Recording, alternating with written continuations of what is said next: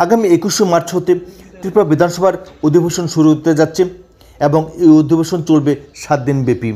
এখানে উল্লেখ করা প্রয়োজন যে বিগত বাজেট অধিবেশন চলাকালীন সময়ে জিতেন চৌধুরী এবং সুদীপ রায় বর্মন সরকারের কাছে দাবি জানিয়েছিলেন বিধানসভার অধিবেশন যাতে ন্যূনতম 5 দিন করা হয়।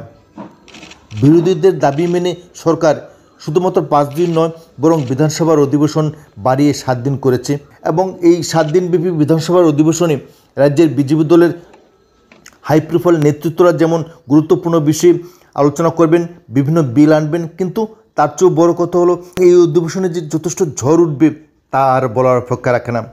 বিরোধী রাজনৈতিক দলগুলি বিশেষত সিপিএম দলের তরফ থেকে এই নিয়ে ব্যাপক প্রস্তুতি শুরু হয়ে গিয়েছে। মেলার মাঠ সূত্রে জানা যাচ্ছে যে কর্মসংস্থান প্রশ্নে সরকারকে ব্যাপকভাবে ঘায়েল করা হবে, সেই সঙ্গে সরকারের চাকরি নীতি এবং ডিএ প্রদান নীতি, সেই সঙ্গে সারা রাজ্যে যেভাবে আইন শৃঙ্খলা ভেঙে পড়েছে সেই নিয়েও ব্যাপক ঝড় উঠবে। তার চেয়েও বড় কথা হলো সমগ্র রাজ্যব্যাপী যেভাবে বিদেশি অনুপ্রবেশ বৃদ্ধি পাচ্ছে সেই সঙ্গে মাদক চোরাচালানো ব্যাপকভাবে পরিলক্ষিত হচ্ছে। এই অভিযোগেও সরকারকে ব্যাপকভাবে ঘায়েল করবে বিরোধী রাজনৈতিক দলগুলি। তার চেয়েও বড় কথা হলো আইপিএফটি এবং তীব্রমতা ইতিমধ্যেই বিজেপি বিরোধী অবস্থান নিতে শুরু করে দিয়েছে। যদি তীব্রমতা এবং আইপিএফটির তরফ থেকে সরকারের বিরুদ্ধে কোনো ধরনের প্রস্তাব আনা হয় তবে নিশ্চিতভাবে এই সরকারের সামনে কঠিন সংকট উপস্থিত হতে পারে। তেমনিভাবে কংগ্রেস দলের তরফ থেকেও সরকারকে ঘায়েল করার জন্য ব্যাপক তথ্য সমৃদ্ধ বক্তব্য উপস্থাপন করার প্রস্তুতি নিচ্ছেন বলে জানা গিয়েছে। তার চেয়েও বড় কথা হলো শাসক দলের মধ্যেও এখন শুরু হয়ে গেছে ঠান্ডা লড়াই।